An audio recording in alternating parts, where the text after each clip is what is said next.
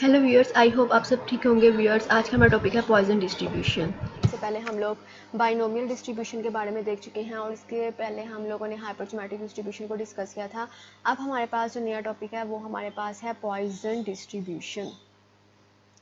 तो स्टूडेंट्स, सबसे पहले तो हम लोग देख लेते हैं कि पॉइजन डिस्ट्रीब्यूशन होती है। स्टूडेंट्स, ये बाइनोमियल डिस्ट्रीब्यूशन की लिमिटिंग अप्रोक्सीमेशन होती है, यानी अगर हमारे पास जो है वो पी की वैल्यू बहुत ज़्यादा स्मॉल हो जाए और हमारे पास जो एन की वैल्यू है, स्मॉल एन की वैल्यू, वो बहुत ज़्यादा लार्ज हो जाए तो वो हमारे पास पॉइजन डिस्ट्रीब्यूशन बन जाती है। यानी अब आप अगर यहाँ देखें तो a limiting approximation of the binomial distribution where p the probability of success is very small but n the number of trials is so large that the product np equals mu is of moderate size। तो ये हमारे पास क्या Poisson distribution. अब students, यहाँ पे बात क्या हो रही है कि हमारे पास जो p की वैल्यू है, p की वैल्यू हमारे पास समथिंग लाइक 0.05 हो या इससे भी ज़्यादा जो है वो स्मॉल हो जाए, या 0.05 हो या इससे भी स्मॉल हो, और हमारे पास जो n की वैल्यू हो वो या तो 20 हो या इससे लार्ज हो। तो ये हमारे पास ये होती है, यहाँ पे हमारे पास ये पॉइजन जो है वो डिस्ट्रीब्यूशन यहाँ पे यूज़ होगी। अब the limiting form of the binomial distribution is, वो हमारे पास क्या, limit N approaches to infinity and P is 0। N approaches to infinity का मतलब यहाँ पे एन हमारे पास बहुत ज़्यादा लार्ज है और पी की वैल्यू हमारे पास बहुत ज़्यादा स्मॉल है, यानी 0.05 या इससे भी लेस हो सकती है, यानी 0 भी हो सकती है।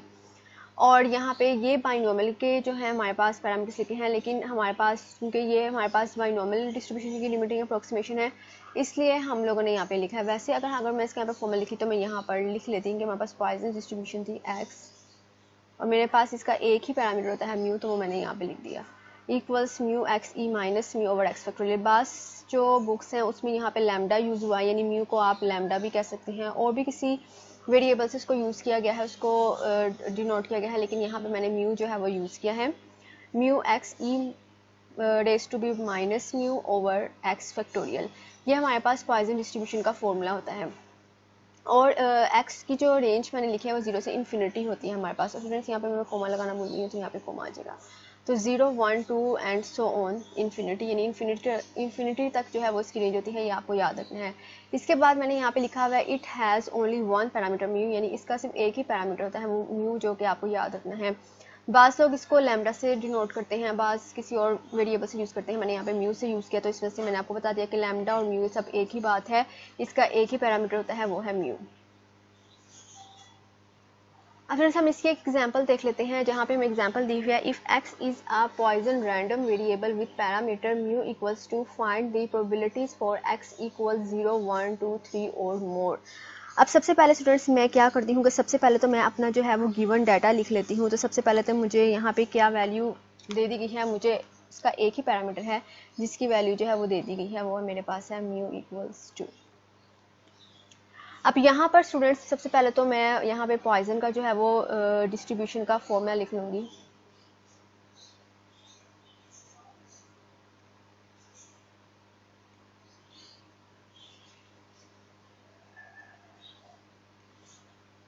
और यहाँ पे मैं इसकी जो वैल्यूज़ हैं वो पुट कर दूँगी म्यू की।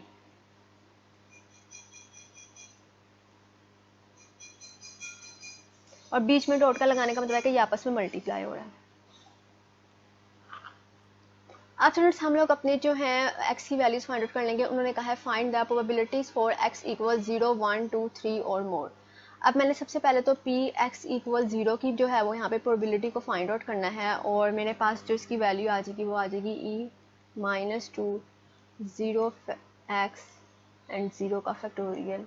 आप स्टूडेंट्स 0 1 2 की वैल्यूज़ जो हैं वो कंबाइन तरीके से भी फाइंड आउट कर सकते हैं, जैसा कि मैंने आपको बाइनोमियल डिस्ट्रीब्यूशन में और हाइपरजोमेट्रिक डिस्ट्रीब्यूशन में बताया था कि आपने कंबाइन तरीके से किस तरह फाइंड आउट करना है।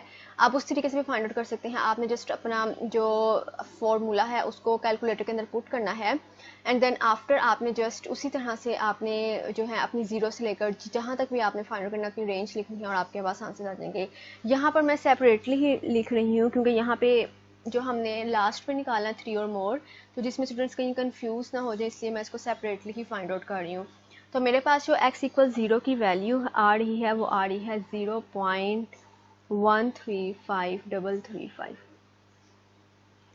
अब इसके बाद स्टूडेंट्स मैंने यहाँ पर जो है वो अपनी पी एक्स इक्वल्स 1 की वैल्यू जो फाइंड आउट करनी है, उसी तरह से जो है मैं यहाँ पर अपनी एक्स के अंदर जो है अपनी वैल्यू पुट करूँगी और मेरे पास म्यू की वैल्यू तो सेम रहेगी, वो चेंज नहीं होगी मेरे पास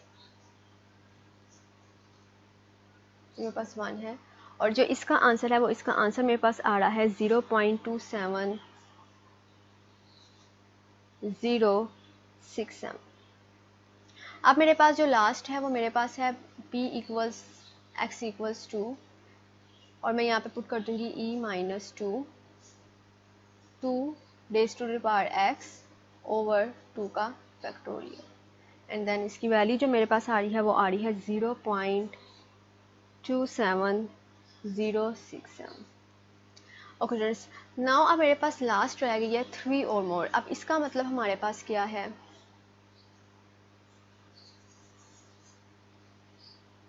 कि हमने अपनी जो वैल्यूज़ हैं 3 एंड मोर निकाली, यानी 3 से 3 भी हो और 3 से जो है वो ज़्यादा भी हो। तो लेकिन हमारे पास जो यहाँ पर रेंज होती है वो 0 से लेकर इन्फिनिटी होती है और हम इन्फिनिटी तक जो है वो काउंट आउट नहीं कर सकते, यानी इतनी ज़्यादा वैल्यूज़ इन्फिनिटी तक हमें नहीं पता कि हमने कहाँ तक फाइंड आउट करना है। तो हम इसका फॉर्मूला इस बनाते हैं 1 माइनस पी एक्स लेस 3, यानी 1 में से माइनस कर देते हैं, यानी जहाँ तक हमें रेंज जहाँ से स्टार्ट की हुई होती है वहाँ तक हम रखते हैं और इसमें लास्ट वाले को इंक्लूड नहीं करते। यानी इसका मतलब है कि मैंने जो अपनी प्रोबेबिलिटीज़ निकालनी है 1 माइनस पी, क्योंकि मेरे से 0 से स्टार्ट हो रही है यहाँ पर, and then x equals 1 and then x equals 2। अब इन तीनों की जो प्रोबेबिलिटीज़ हैं उनको मैं ऐड करूँगी और उसको मैं 1 में से माइनस कर दूँगी और मेरे पास आ जाएगा, यानी मैं इसकी वैल्यूज़ जो है वो पहले से ही फाइंड आउट कर चुकी हूँ और जस्ट मैं यहाँ पे पुट कर दूँगी।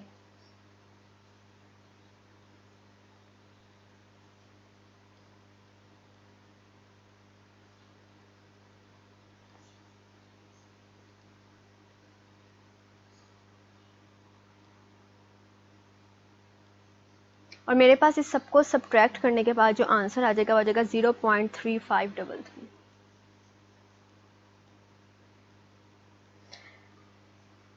मैं अपने सारे के सारे रैंडम वेरिएबल्स की जो वैल्यूज़ हैं वो फाइंड आउट कर चुकी हूँ। स्टूडेंट्स, ये इतना आसान मेथड है, जस्ट आप लोगों ने अपना फॉर्मूला जस्ट आपको याद करना होगा, क्योंकि हर डिस्ट्रीब्यूशन में सबसे पहले तो आपको फॉर्मूला याद होना चाहिए, इसके बगैर आप क्वेश्चन को सोल्व ही नहीं कर सकते।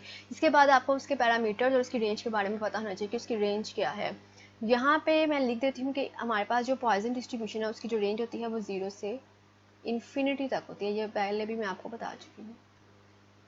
तो स्टूडेंट्स, ये रही हमारी एग्जांपल। अब हम इसके बाद इसकी जो है वो नेक्स्ट एग्जांपल भी सोल्व कर लेते हैं। स्टूडेंट्स, अब हमारे पास जो इसकी नेक्स्ट एग्जांपल है उसमें है 200 passengers have made reservations for an airplane flight if the probability that a passenger who has reservation will not show up is 0.01, what is the probability that exactly 3 will not show up? सबसे पहले तो students मैं क्या करती हूँ कि सबसे पहले तो मैं अपनी जो भी एग्जांपल होती है उसमें गिवन डाटा लिख लेती हूँ, जिससे मुझे आसानी हो जाती है कि मुझे पता चल जाता है कि मेरे पास वैल्यूज़ कौन कौन सी मौजूद हैं और मैंने कौन सी जो है वो फाइंड आउट करनी है और क्या मैंने उसको फॉर्मूला के अंदर किस तरीके से जो है उसको पुट कर देना है। सबसे पहले तो अगर हम देखें तो हमारे पास यहाँ दी गई है 200 passengers have made reservations for an airplane flight if the probability that a passenger who has a reservation will not show up is 0.01। अब स्टूडेंट्स, यहाँ पे हमें एक पी की वैल्यू दे दी गई है और यहाँ पे हम लोग को एन की वैल्यू दे दी गई है जो कि हमारे पास बहुत ज़्यादा लार्ज है और हमारे पास यहाँ पर जो पैरामीटर म्यू की वैल्यू है वो नहीं दी गई। तो सबसे पहले तो हम लोग उसको फाइंड आउट कर लेते हैं। सबसे पहले तो जो मेरे पास एन की वैल्यू दे दी गई है वो कितनी दे दी गई है 200 और जो मेरे पास पी की वैल्यू है जो कि मेरे पास प्रोबेबिलिटी ऑफ सक्सेस है उसकी वैल्यू दे दी गई है 0.01। अब इन वैल्यूज़ के ज़रिए मैं अपना जो पैरामीटर है उसकी वैल्यूज़ को फाइंड आउट कर सकती हूँ कि मेरे पास जो म्यू का फॉर्मूला है वो होता है एनपी। अब जस्ट मैंने इसके अंदर अपनी वैल्यूज़ को पुट करना है और आंसर जो है वो फाइंड आउट कर लेना है। इसको फाइंड आउट करने के बाद जो मेरे पास आंसर आ जाएगा वो आ जाएगा 2। इसका मतलब है मेरे पास जो म्यू की वैल्यू है वो आ रही है 2। अब इसके बाद मैं नेक्स्ट स्टेप में क्या करूँगी, सबसे पहले तो मुझे अपना फॉर्मूला लिखने की ज़रूरत है पॉइसन डिस्ट्रीब्यूशन का। आप चाहे तो ऐसे लिख सकते हैं या आप इसको इस तरह से भी लिख सकते हैं।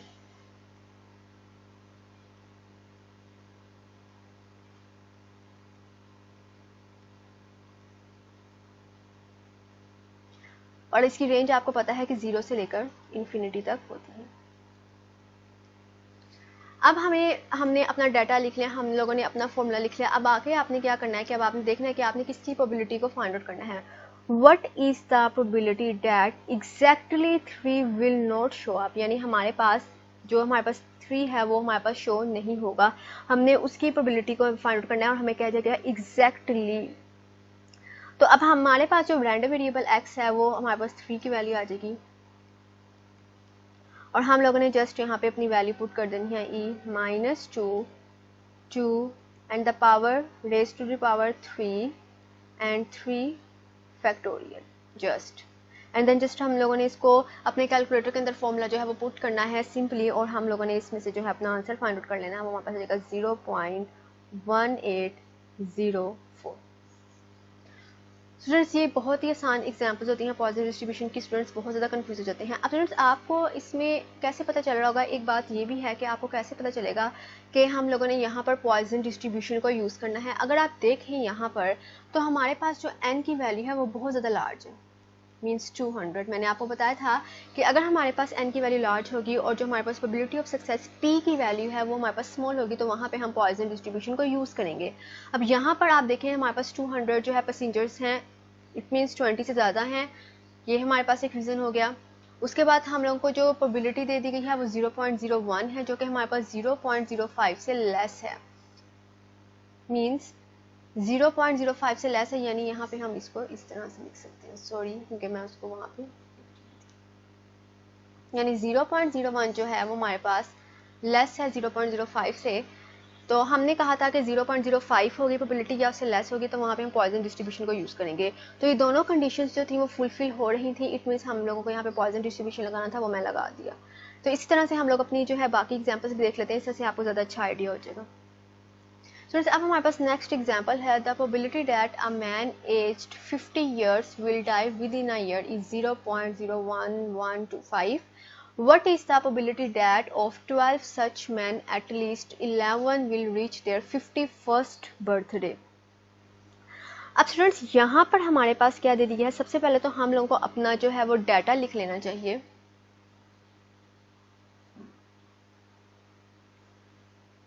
अब यहाँ पे स्टूडेंट्स हमारे पास a man aged 50 years will die within a year is, this is our probability of success which is p equals 0.01125, जो कि हमारे पास 0.05 से जो है वो लेस है, यानी कम हो गई। अब हमारे पास n की वैल्यू क्या दे दी गई है 12। अब आप स्टूडेंट सोच रहे होंगे कि 20 से ज़्यादा नहीं है, आपको यहाँ देखना है कि आपके पास कौन सी रीज़न प्रोबेबिलिटी है, यानी आपके पास प्रोबेबिलिटी ऑफ सक्सेस जो है वो लेस आ रही है, आपके पास जो n की वैल्यू 12 आ रही है, यानी ये आप नहीं कह सकते कि ये 20 से लेस है, तो यहाँ पॉजिटिव डिस्ट्रीब्यूशन जो हम यूज़ नहीं कर सकते। यहाँ पे स्टूडेंट्स हमारे पास जो प्रोबेबिलिटी ऑफ सक्सेस है वो बहुत स्मॉल है, तो यहाँ से पता चल रहा है कि यहाँ पे हम लोगों को जो है वो पॉइजन डिस्ट्रीब्यूशन ही जो है वो यूज़ कर सकते हैं, क्योंकि हमारे पास जो प्रोबेबिलिटी ऑफ सक्सेस है वो बहुत स्मॉल है। अब जस्ट हम लोगों ने अपने म्यू की वैल्यू जो है वो फाइंड आउट कर लेंगे, जिसका फॉर्मूला होता है म्यू इक्वल्स एन पी, और जस्ट यहाँ पे हम लोग अपनी वैल्यूज़ को जो है वो पुट कर देंगे और इसका आंसर फाइंड आउट कर लेंगे, जिससे मेरे पास आंसर आ जाएगा म्यू की वैल्यू 0.135। तो यहाँ पर मैंने अपने म्यू की वैल्यू जो है वो ऐड कर ली। अब नेक्स्ट बात क्या आती है कि हमें अपना फॉर्मूला लिख लेना चाहिए, जो कि हमारे लिए बेहद ज़रूरी है, और इसकी रेंज भी हम लिख लेते हैं, क्योंकि इससे अच्छा इंप्रेशन पड़ता है अगर आप पेपर में रेंज भी लिख रहे हैं और उसका फॉर्मूला बड़ा करेक्टली, बड़ा अच्छा प्रॉपर तरीके से लिख रहे हैं, तो आपको हो सकता है कि एग्जामिनर जो है वो आपको फॉर्मूला के ही मार्क्स देते अगर आपका आंसर ठीक नहीं भी आ रहा। तो ये भी कुछ ट्रिक्स होते हैं पेपर्स में।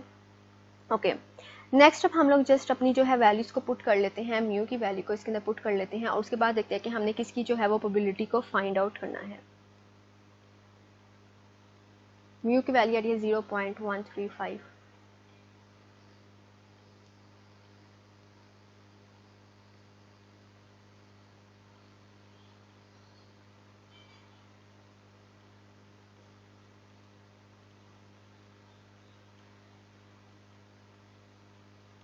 स्टूडेंट्स ये भी मैंने काम कर लिया। अब हम नेक्स्ट देखते हैं कि हम लोगों ने किसकी जो है वो प्रोबेबिलिटी को जो है वो फाइंड आउट करना है। अब सबसे पहले तो हम देख लेते हैं कि हमें जो प्रोबेबिलिटी है वो किसकी फाइंड आउट करने के लिए कह दिया गया है। ओके, तो what is the probability that of 12 such men at least 11 will reach their 51st birthday? तो अगर आप इस कोर्स स्टेटमेंट को देखें तो यहाँ पे कहा गया कि हमारे पास जो 12 जो आदमी हैं उनमें से जो कम से कम 11 हैं वो अपनी 51st बर्थडे तक पहुँच जाएंगे, लेकिन उन्होंने ऊपर भी हमें बता दिया कि the probability that a man aged 50 years will die within a year. अब हमारे पास जो 50 साल का जो आदमी होगा वो मर जाएगा 1 साल के अंदर, लेकिन जो उसमें से 12 में से जो एक मैन जो है हमारे पास जो है वो 50 ईयर्स में ख़त्म हो जाएगा, मर जाएगा, क्योंकि हमें यहाँ बता देंगे कि जो 11 हैं कम से कम जो 11 हैं वो हमारे पास 51 जो फर्स्ट बर्थडे है वहाँ तक पहुँच जाएंगे। तो इसके पहले सबसे पहले तो हम लोगों को निकालने पड़ेंगे कि नो पर्सन्स विल डाई, कोई भी जो शख्स है वो नहीं मरेगा। हमें सबसे पहले तो प्रोबेबिलिटी जो है वो x = 0 पे फाइंड आउट करनी होगी, और इसके लिए हम जो बाकी तो वैल्यूज हमारे पास सेम रहेंगी, लेकिन जो x की वैल्यू है वो हमारे पास क्या होगी, 0 हो जाएगी।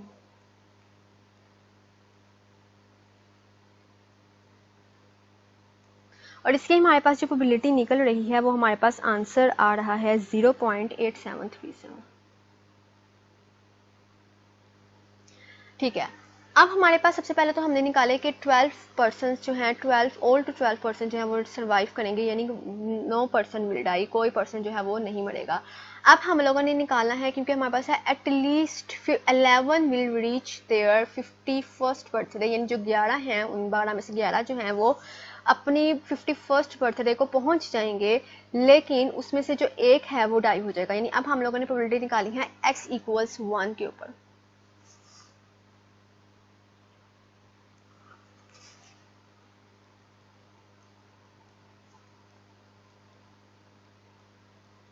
आप जस्ट जो x की वैल्यू है उसकी जगह पे आप जस्ट 1 पुट कर देंगे।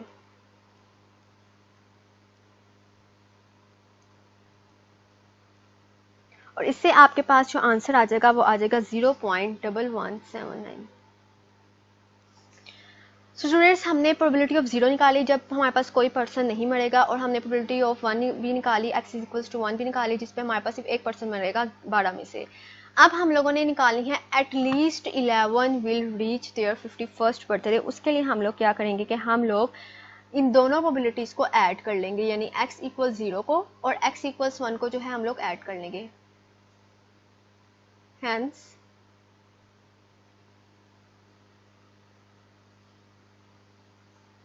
"11 will survive"।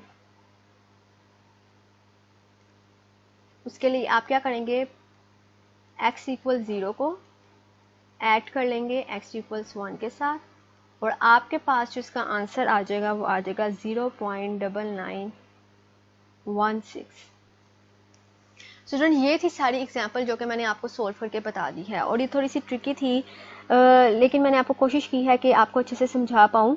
अगर आपको इसमें किसी भी स्टेप की समझ नहीं आएगी तो मैं आपको बार बार हमेशा कहती हूँ कि आप कमेंट बॉक्स में कमेंट कर सकते हैं।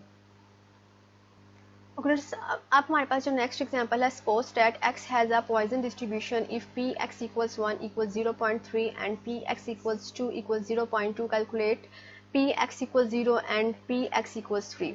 अब स्टूडेंट्स, यहाँ पर हमारे पास जो है वो x = 1 की प्रोबेबिलिटी दे दी गई है और x = 2 की प्रोबेबिलिटी दे दी गई है, और फाइंड आउट करना है हम लोगों ने x = 0 एंड x = 3। अब ये थोड़ा सा कॉम्प्लिकेटेड क्वेश्चन। सबसे पहले तो हम लोगों को क्या करना होगा, सबसे पहले तो हम लोग अपने पॉइजन डिस्ट्रीब्यूशन लिख लेते हैं।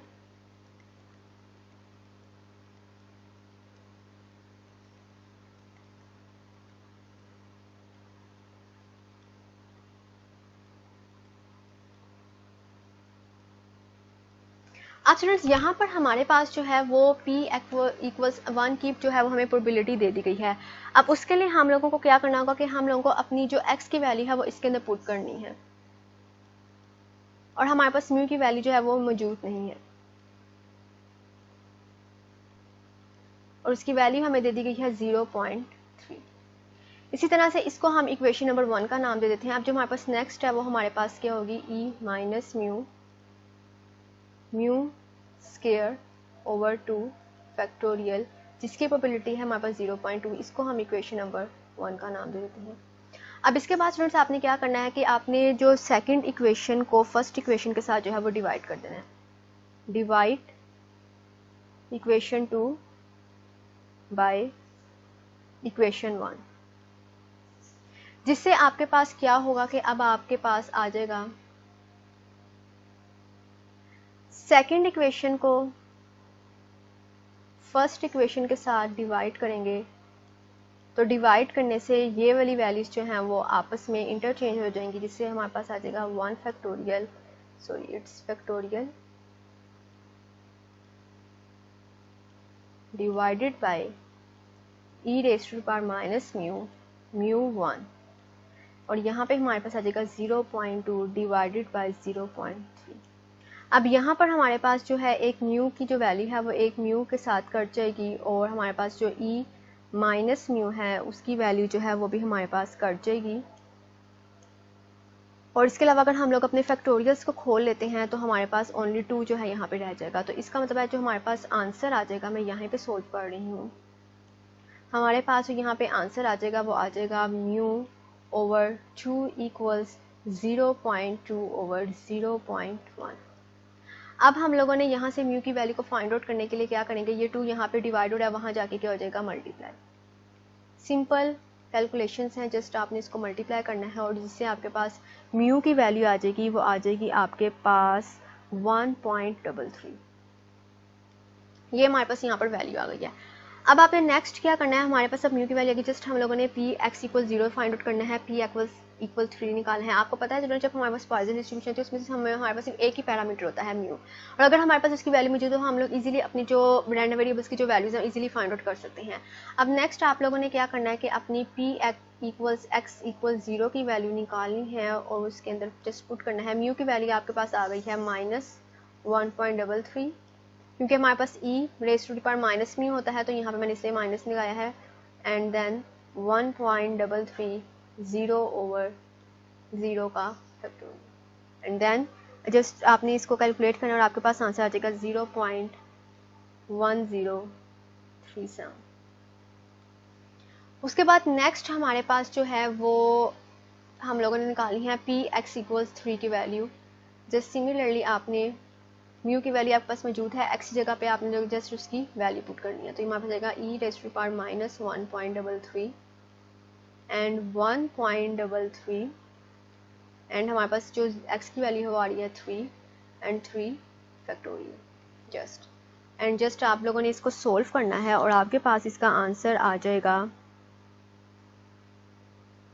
स्टूडेंट्स इसकी वैल्यू मैंने इंटरचेंज कर दी है, यहाँ पे जो हमारे पास आंसर आएगा वो आएगा 0.2644 और इसका आंसर होगा 0.1037। स्टूडेंट्स आप इसको मेरे साथ कैलकुलेट कर लीजिएगा और इस तरह से आपको पता चलेगा किस तरह से आप लोगों ने प्रोबेबिलिटीज़ को फाइंड आउट करना है। स्टूडेंट्स मैंने बहुत कोशिश किया कि आपको आसान तरीके से जो है वो मैं समझा पाऊँ इसकी एग्जांपल्स को। अगर आपको मेरी स्टूडेंट्स वीडियो अच्छी लगी है तो प्लीज़ इसको ज़रूर लाइक कीजिएगा और स्टूडेंट्स प्लीज़ मेरे चैनल को सब्सक्राइब ज़रूर कीजिएगा। आप ही सपोर्ट से जो है वो मेरा जो चैनल है वो ग्रो कर सकता है और मैं आपके लिए मज़ीद जो है वो काम कर सकती हूँ। तो स्टूडेंट्स प्लीज़ मेरे चैनल को ज़रूर सब्सक्राइब कीजिएगा। अब हम अपनी नेक्स्ट वीडियो में मिलेंगे जिसमें हम लोग पॉइजन डिस्ट्रीब्यूशन के बारे में देखेंगे कि इसकी फ्रीक्वेंसी डिस्ट्रीब्यूशन फंक्शन क्या है। इसके अलावा हम इसका पॉइजन प्रोसेस देखेंगे और हम अपनी अब जो है अपनी नेक्स्ट वीडियो में मिलते हैं।